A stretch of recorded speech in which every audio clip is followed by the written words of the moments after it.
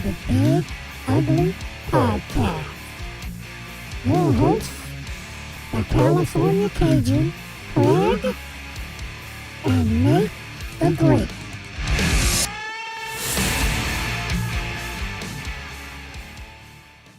I am the California Cajun. This is Nate the Great, and we are the Big Ugly Podcast. I did not agree to have that intro play. That is out of my hands. If you got a problem with it, please write to our staffing department, and we can fire everybody involved. Yeah, they literally should have seen our faces. We were looking at each other confused. Just we're offensive linemen through and through. We no bells, whistles, or any kind of fanciness, and we got this hyper intro with the weird voices. I don't know. I'm not gonna sleep well tonight. That scared me a little bit.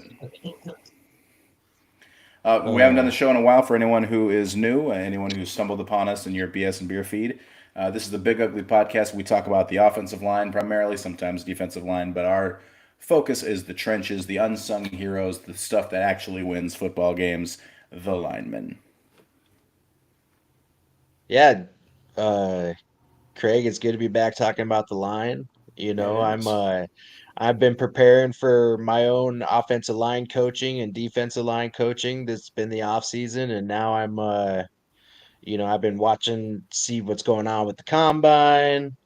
Reading about the draft. You know, just trying to keep myself not doing too much football stuff, but it just kind of happens naturally for me. If you say one more time, I'm gonna beat you up. See, I'm doing the other side of the offensive line thing, where I'm just getting as fat as possible and hoping that works. That I mean that's a strategy, right? Just trying to live my life as a unit. All 4'9" of me or whatever the hell I am. So this is our first show back. What we're gonna do is we're talking about the rookies from last year that we highlighted right before our show fell off the rails because the wrestling podcast kicked us off.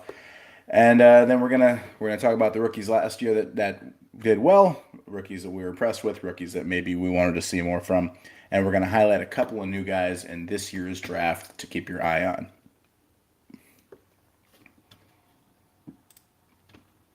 All right, Okay, you want me to get started or you want yeah, to get let's started? kick it off. Let's jump right into it. I thought we had a music stinger right there, but we're gonna get on with our producer about getting his cue set up.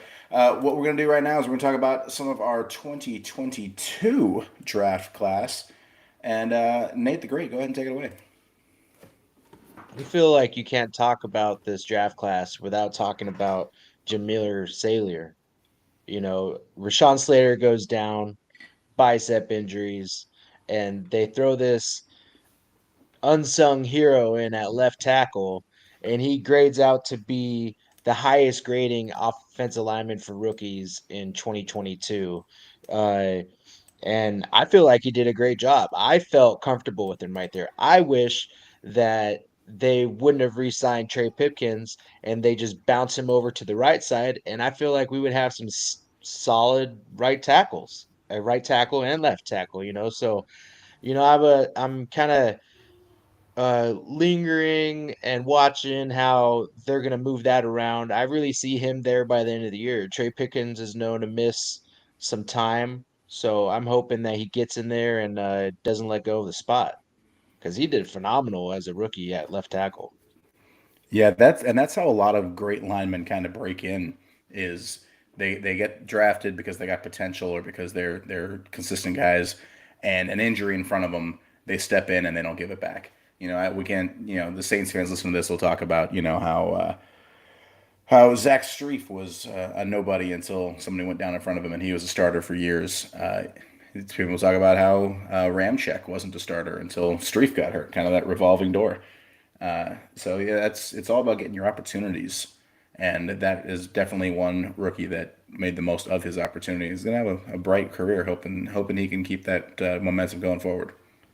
Yeah, in 207 pass snaps, he only allowed 11 hurries. That's going up Wow. against that's going up against Crosby. That's going up against some premier pass rushers. So I mean, hey, I feel like if you're only letting up 11 hurries, I feel like you got mega potential. Absolutely, especially as a rookie. Let's see. So what I wanted to touch on this one, I picked this one because me and Nate feel very strongly about why I picked this one. This is Braxton Jones on the Bears last year from Southern Utah. Now, playing offensive line is really hard. Playing offensive line with a running quarterback is so much harder. Every pass play is a running play also, and every run play is doubly hard because the opponent sees it coming. So Braxton Jones, what he did, he gave up 4 sacks in the first 4 weeks. That's a lot. With a running quarterback, maybe not as many as it sounds. After those first 4 weeks, he only gave up 3 more the rest of the season. He earned the starting job by week one. It was in training camp where no injury required. He beat out the guy in front of him. What he what he was able to do with that kind of an offense. With the Bears, they got a running quarterback. I like his potential. Fields. I like his potentials, but as much as the next guy. At this stage in his career, he's a runner first. And oh my goodness, it is hard to pass block for a run first quarterback. Me and Nate can tell you from experience, it is hard. You get no credit, and things go wrong real fast. So for him to improve as dramatically and quickly as he did, I think that was pretty impressive, especially from a rookie. I agree. I think that, you know, it's very underplayed, the technique and the ability to be able to move around as a lineman when you are blocking for a running quarterback. They're in an area 1 second and then another second they're in a different area, and the only ones that can really see them is the defender because you're supposed to have your head in your block. So it's not like you're tracking your quarterback and where he is at all times. That's, Exactly. that's just unrealistic. You're not gonna block anybody that way. And it kind of lends to the new age of football that we're in, where you have these really athletic tackles. Because if you look at the old days, if you got an offensive line with Jonathan Ogden or a Larry Orlando Pace or something like that, they're not going to be able to run for 10 seconds sideline to sideline while this guy looks for something downfield. You need linemen that can kind of move the line of scrimmage, move the pocket sideline to sideline, and that's just not a skill set that we used to have. Mhm. But I mean, look at how the league is now. You need mobile quarterbacks, even if they get hurt every 4 weeks. Who else you got? Another one that I wanted to talk about that we had touched on last year was Tyler Lindenbaum from the I Baltimore remember us Ravens. talking about him before the draft. Yeah.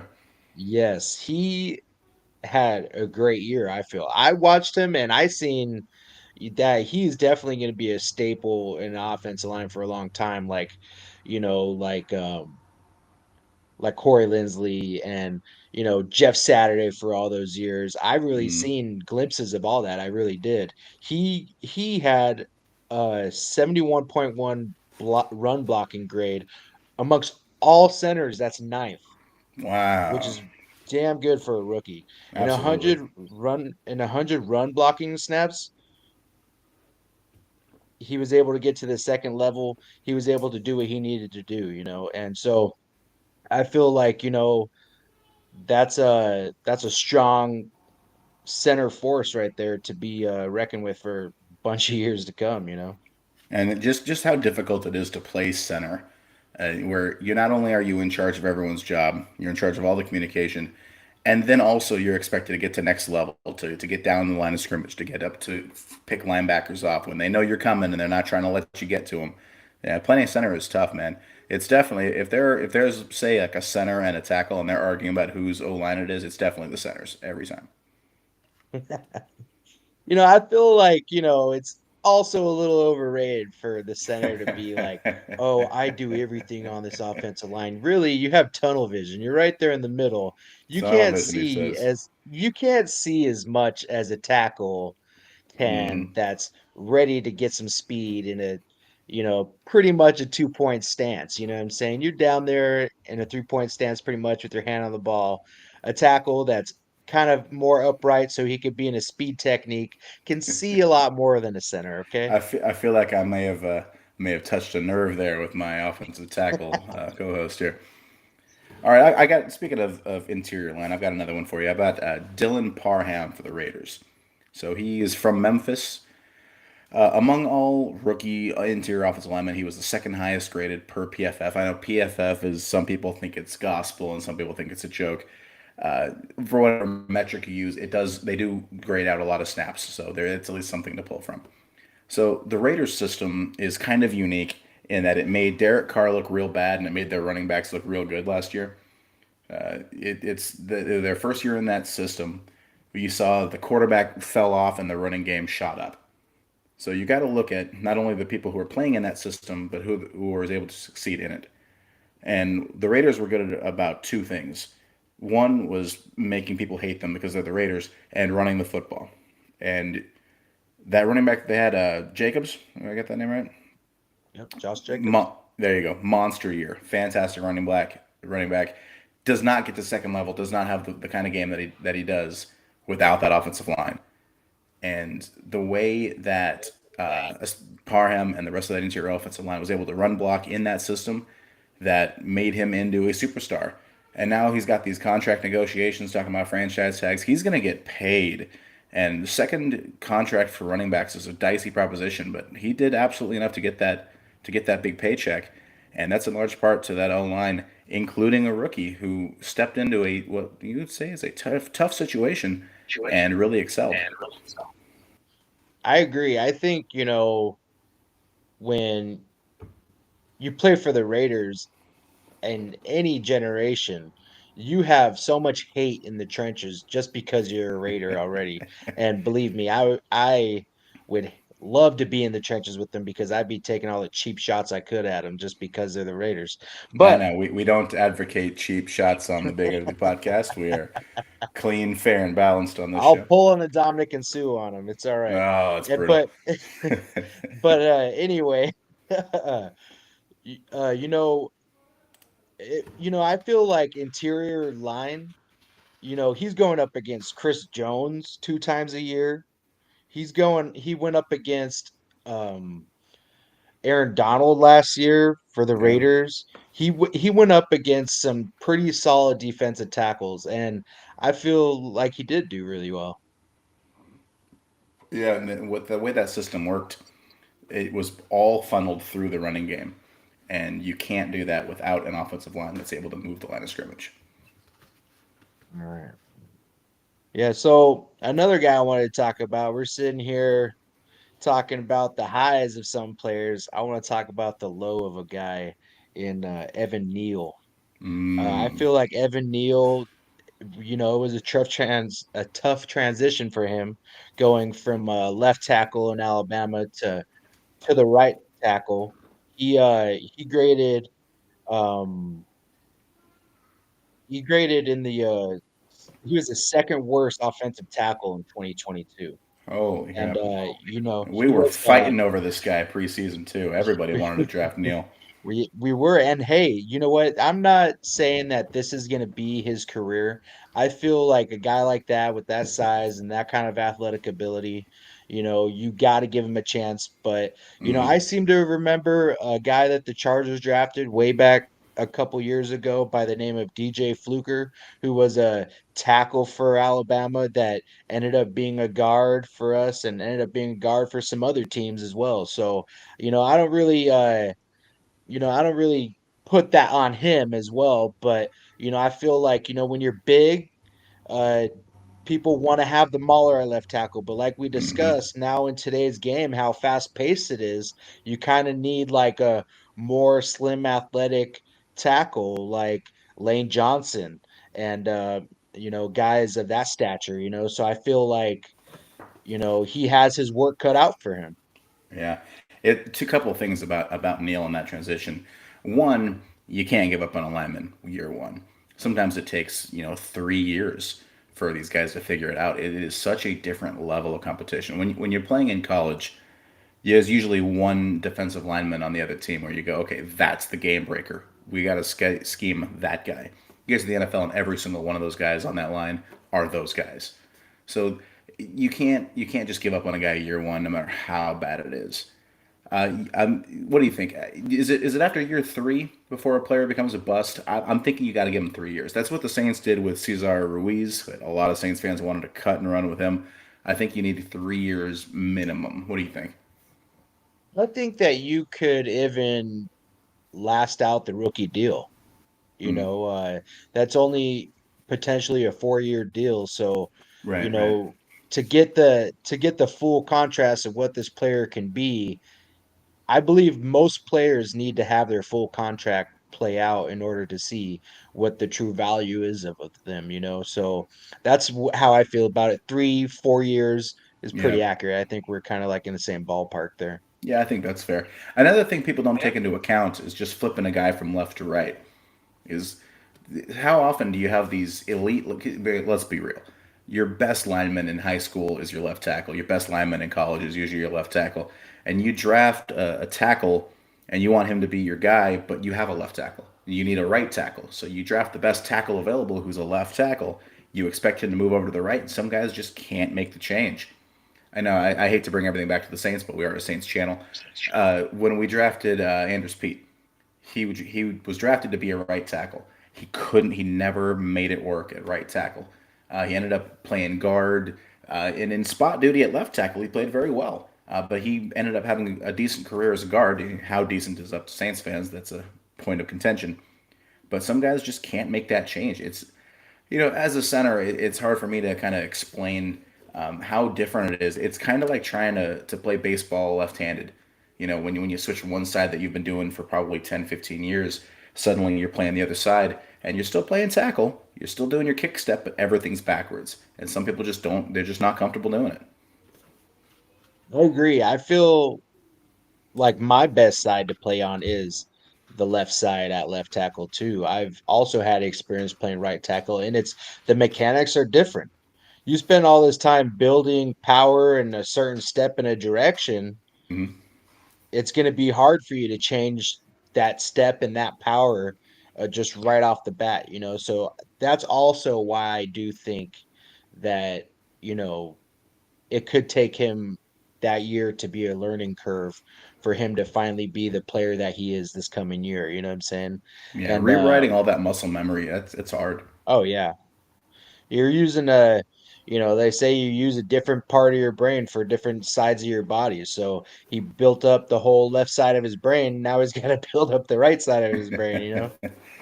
And if any player group is smart enough to do it, it's us linemen. We're clearly the brains of this operation, and I'll hear no other questions about it. Yeah. Okay, so you had one kind of disappointing guy, and because I am an unabashed Saints fan, I was beating the Trevor Penning drum before the draft. I'm going to go back to my guy Trevor Penning. Oh, Trevor. So preseason, he's mauling people. He's sloppy. He's making mistakes, but the physicality is there, and he's throwing people around, and he gets a bum in what I think it's a Liz Frank in his foot. This is his first injury. Toe injury of some kind. I think it's turf toe. Yeah, turf toe first. Then he misses most of the year. Comes back really late.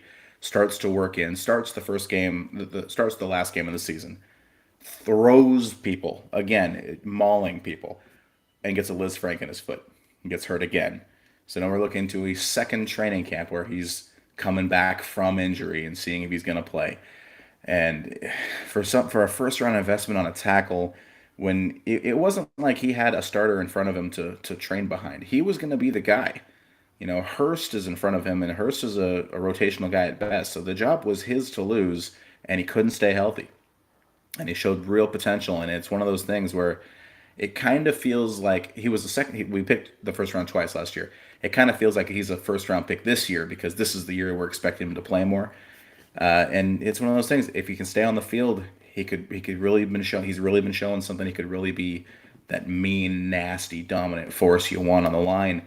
And if he can't stay healthy, it's just another one in the pile of Saints players that can't stay on the field.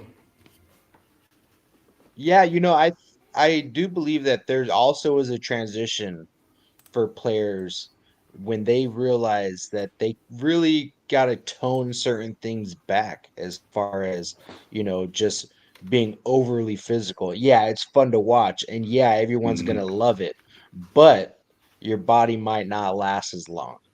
You know, Hmm. you look at bruising running backs, you look at bruising linemen, you look at bruising linebackers, they're falling apart by the end of the year, you know, and I feel like There's certain times where you have to play smart and not so physical, and hopefully that's something that he learns how to do this year. I feel like he's going to be great for you guys for the next 10 years. So why not get it God started willing. this coming year?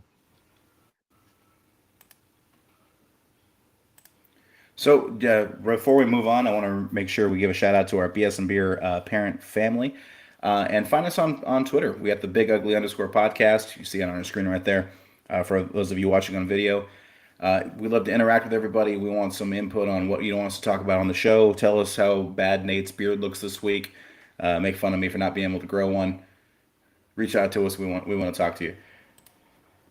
Hey, also thanks to the BS and Beer Media for that birthday shout out on the Frenemies podcast. Ever since I've been a part of the podcast here at BS and Beer Media, they've made me feel really comfortable and a part of the team. Thank you guys. Oh, the Frenemies podcast. If I cared even a little bit about fantasy football, I sure would give them a listen. All right, let's talk about the future, the bright, shiny, beautiful future. Let's talk about a couple of guys we're looking for in this year's 2023 NFL Draft. Nate, who you got?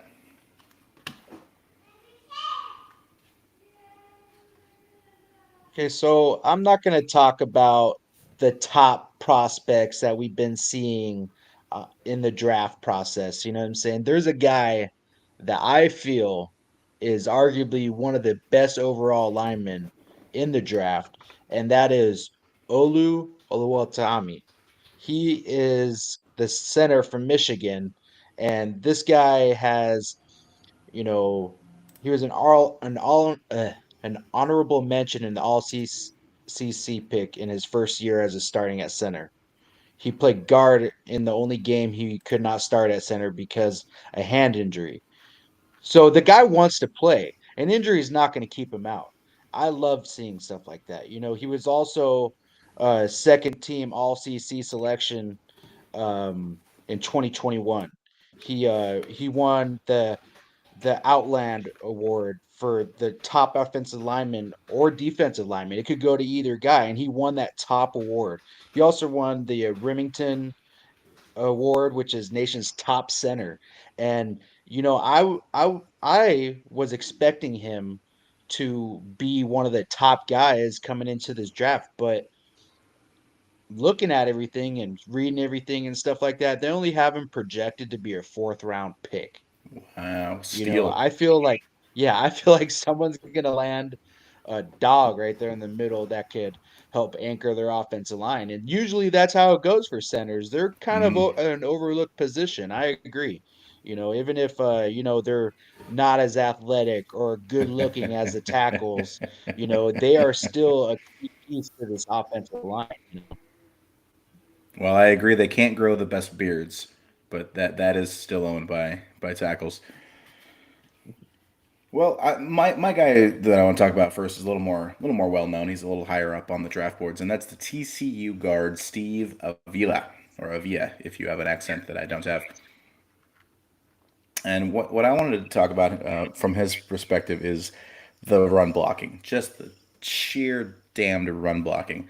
TCU had no business playing in some of the games they played with. Anyone who watched the national championship could probably attest to that.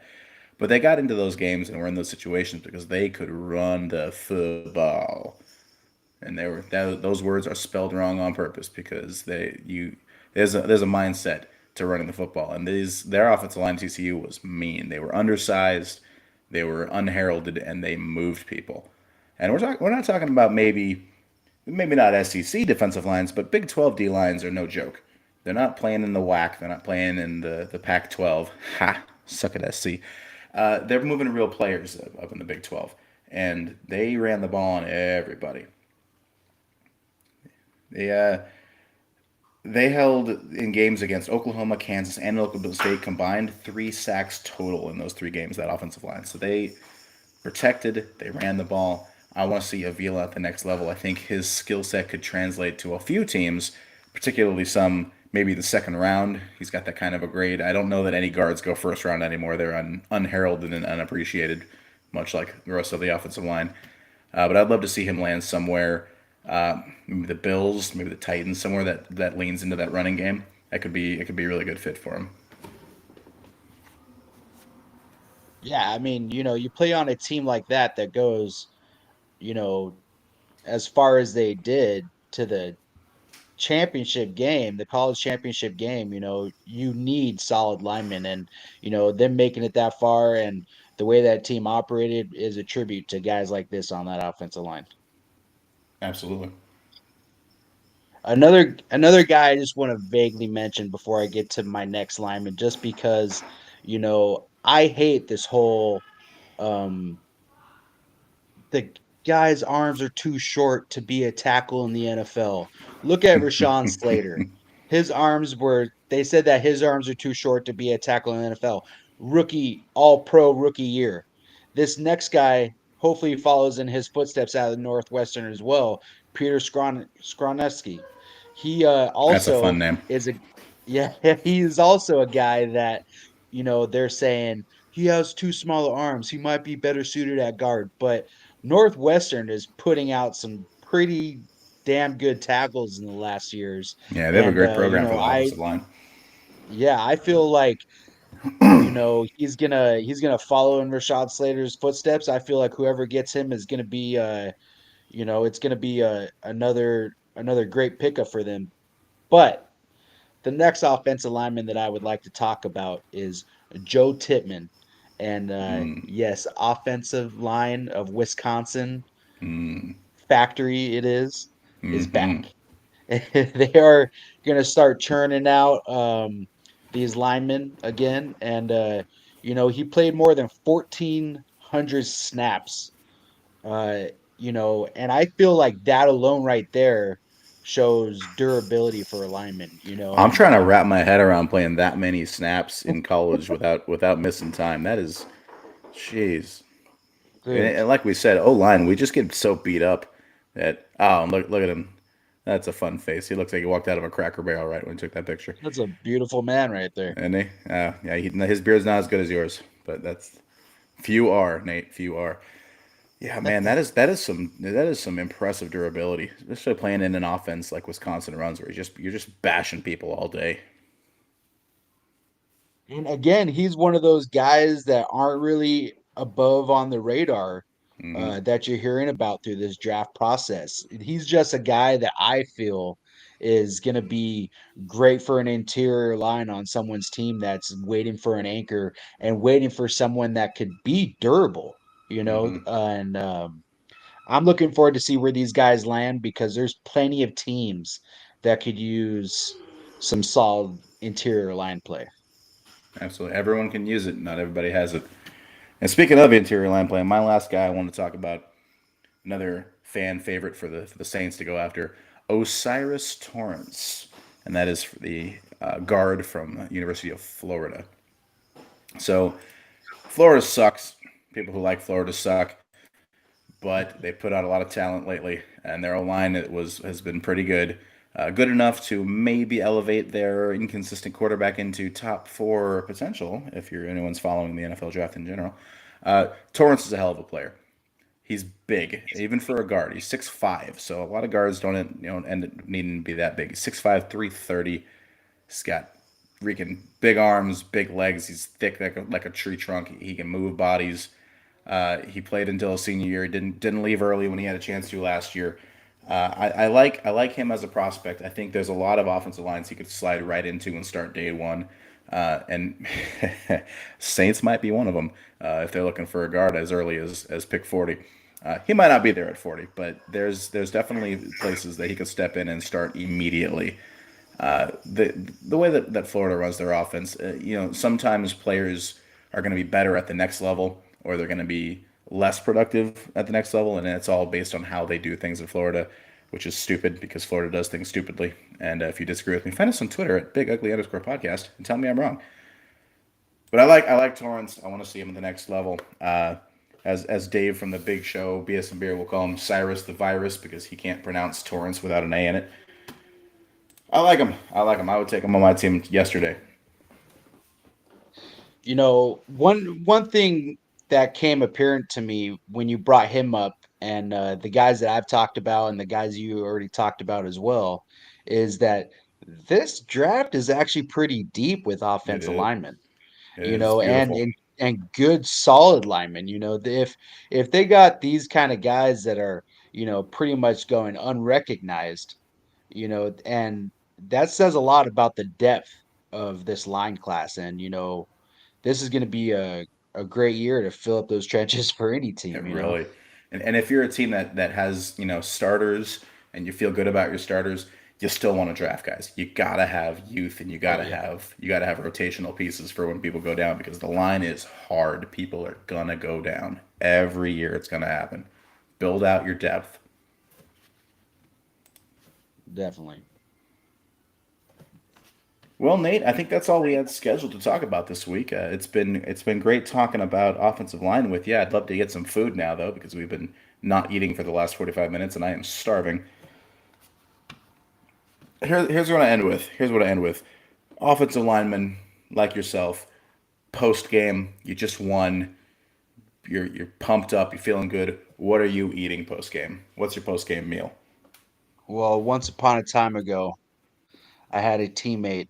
We beat a team called the Ducks, Mm. and made uh, some duck, uh, Gumbo, Nate. It was duck gumbo. yeah, duck gumbo, and oh my goodness, It it was was good, delicious. wasn't it? It Oh, was delicious.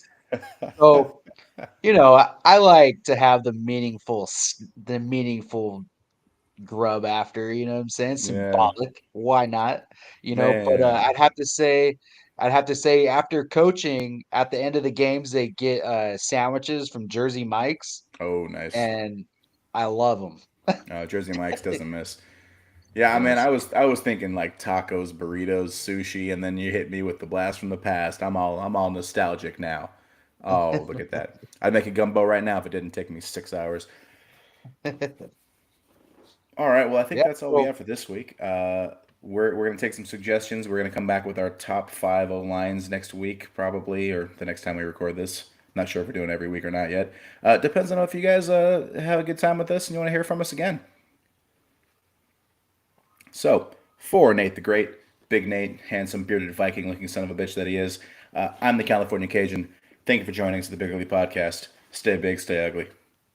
Remember to follow us on Twitter and Facebook at BS and Beer Media. Or if you're old and want to write a strongly written letter, email us bs and beer at icloud.com.